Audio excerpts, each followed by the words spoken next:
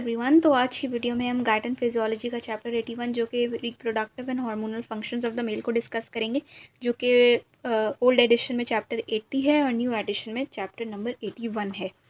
तो हमारे पास जो ये पूरा चैप्टर है मेल रिप्रोडक्टिव फंक्शन का, ये 3 पार्ट्स में डिवाइड होता है। पहला पार्ट है हमारे पास स्पर्मेटोजेनेसिस का, फिर दूसरा है मेल सेक्सुअल एक्ट और तीसरा है रेगुलेशन बाय हार्मोन्स। तो हम एक 3 पार्ट्स में इसको टोटल डिवाइड करेंगे। तो आज हमने देखना है स्पर्मेटोजेनेसिस।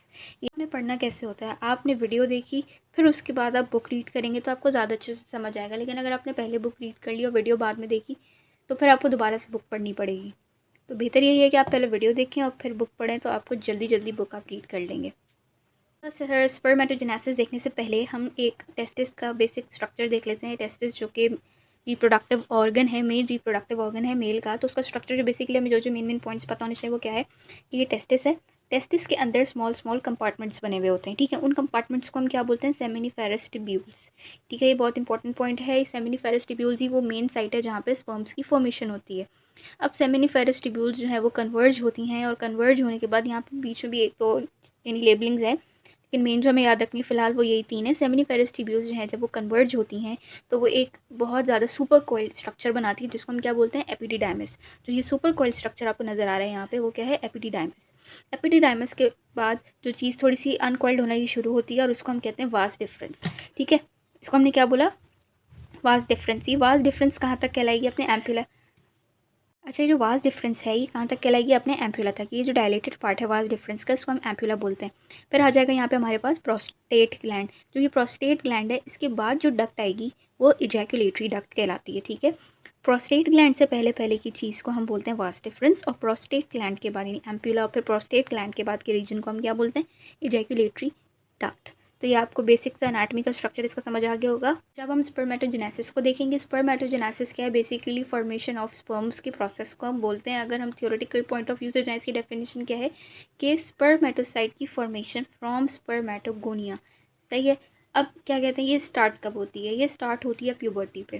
स्पर्मेटोजेनेसिस जो है यानी स्पर्मेटोसाइट की फॉर्मेशन स्टार्ट होती है प्यूबर्टी पे। उससे पहले हमारे पास सिर्फ स्पर्मेटोगोनियाज होते हैं, ठीक है। ये कहाँ पे होती है, सेमिनिफेरस टिब्यूल्स में, जो पीछे हमने देखी थी। अच्छा, अब स्पर्मेटोजेनेसिस जो है इसके 2 फेजेस हैं। पहले फेज़ में हमने जर्म सेल को कन्वर्ट कर लिया इन स्पर्मेटिड, उसको क्या बोलते हैं हम, स्पर्मेटोसाइटोजेनेसिस। मतलब ये हमने 2n से इसको बना लिया n, मतलब डिप्लॉइड से हैप्लॉइड में हो गया। जर्म सेल था, प्राइमोडियल जर्म सेल था, इसको कन्वर्ट कर दिया हमने इमेच्योर स्पर्म्स में। अभी ये है इमेच्योर, ठीक है। जो लास्ट स्टेज होता है स्पर्मेटोजेनेसिस का उसको हम बोलते हैं स्पर्मियोजेनेसिस, ठीक है। इसमें क्या होगा कि ये जो स्पर्म है इमेच्योर है, स्पर्मेटिड जो कि इमेच्योर है वो कन्वर्ट हो जाएगा इनटू मैच्योर फॉर्म, जिसको हम स्पर्म्स बोलते हैं और जो कि फर्टिलाइजेशन में यूज़ होता है, ठीक है। इसमें कोई सेल डिवीजन नहीं है, बस इसकी ट्रांसफॉर्मेशन है। स्पर्मियोजेनेसिस जो है वो बेसिकली सिर्फ और सिर्फ ट्रांसफॉर्मेशन है, कोई डिवीजन कोई कुछ भी नहीं है। सिर्फ स्पर्मेटिड की ट्रांसफॉर्मेशन है इनटू मैच्योर स्पर्म, जो कि ज़रूरी है फॉर फर्टिलाइजेशन। जब हम स्टार्ट करते हैं स्पर्मेटोसाइटोजेनेसिस, तो ये बेसिकली क्या है, ये एक स्ट्रक्चर है किसका, सेमिनिफेरस टिब्यूल का। ये सेमिनिफेरस टिब्यूल की वॉल है, ठीक है, और ये है ल्यूमेन। जो वॉल है वो मेन साइट है फॉर स्पर्मेटोसाइटोजेनेसिस, ठीक है। ये हमने वॉल को थोड़ा सा और इनलार्ज किया है। जो वॉल होती है किसकी, सेमिनिफेरस टिब्यूल की, वो टाइट जंक्शंस की हेल्प से 2 पार्ट्स में डिवाइड होती है। जो बॉटम पोर्शन होता है उसको हम बोलते हैं बेसल लेयर, और जो रिमेनिंग पार्ट होता है ऊपर का उसको हम बोलते हैं एड्यूमिनल लेयर। जो बेसल लेयर है उसके अंदर हमारे पास पड़े हुए होते हैं प्राइमोडियल जर्म सेल्स, PGCS का मतलब है प्राइमोडियल जर्म सेल्स। लेयर में जो एपिथेलॉइड शेप सेल्स हैं, ये कौन से सेल्स हैं हमारे पास, स्पर्मेटोगोनिया या प्राइमोडियल जर्म सेल्स, ठीक है। और ये जो स्टार शेप सेल्स हैं ये लीडिक सेल्स हैं, कौन से सेल्स हैं, लीडिक सेल्स हैं।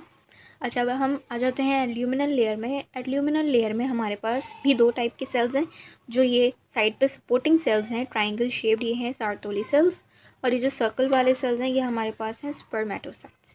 अगर आपके पास MCQ आया कि बेसल लेयर में कौन से सेल्स होते हैं, तो आपने बोलना है स्पर्मेटोगोनिया एंड लीडिक सेल्स।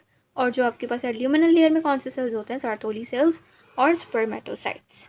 स्पर्मेटोजेनेसिस अब स्टार्ट कैसे होता है कि ट्रांसफॉर्मेशन होती है किसकी, प्राइमरी स्पर्मेटोगोनिया की, प्राइमरी स्पर्मेटोगोनिया ए की इनटू प्राइमरी स्पर्मेटोगोनिया बी। अब ये जो बी वाला है ना, ये बहुत अच्छा बंदा है, ये वापस ए में भी कन्वर्ट हो सकता है ताकि वो ए के नंबर को कांस्टेंट रख सके, या फिर ये माइटोसिस कर सकता है, मतलब या फिर ये जो हमारे पास बैरियर है यहाँ पे इस्टेब्लिश हुआ है।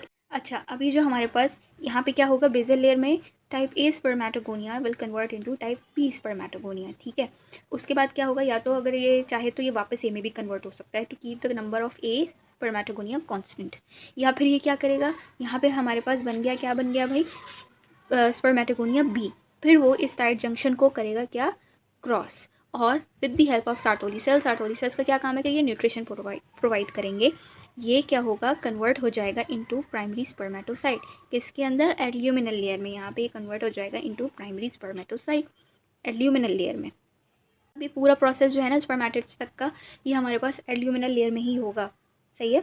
उसके बाद क्या होगा कि प्राइमरी स्पर्मेटोसाइट बन गया, ठीक है, नंबर ऑफ क्रोमोसोम हमारे पास 2n है, इससे पहले हमारे पास माइटोसिस हुई है, माइटोसिस के बाद हमारे पास होगा मियोसिस 1, ये भी एल्यूमिनल लेयर में हो रहा है, और ये कन्वर्ट हो जाएंगे from primary spermatocyte to secondary spermatocyte, और अभी होगा हैप्लॉइड एन नंबर, ठीक है, रिडक्शन डिवीजन होती है मियोसिस, ये बात हमें पता है। इसके बाद क्या होगा, हमारे पास होगी meiosis two same as mitosis होती है, तो इसमें हमारे पास ये डिवाइड हो जाएंगे इनटू 4 हैप्लॉइड स्पर्मेटिड्स, यहाँ पे हमारी कंप्लीट हो गई क्या, स्पर्मेटोसाइटोजेनेसिस। तो बस अब MCQ आए अगर कि जो स्पर्मेटोसाइटोजेनेसिस है उसके ऊपर कौन से हार्मोन्स जो है वो उसको स्टिमुलेट करते हैं, तो हमारे पास FSH फॉलिकल स्टिमुलेटिंग हार्मोन और टेस्टोस्टेरोन जो है वो उसको स्टिमुलेट करते हैं, ये भी MCQ आ जाता है।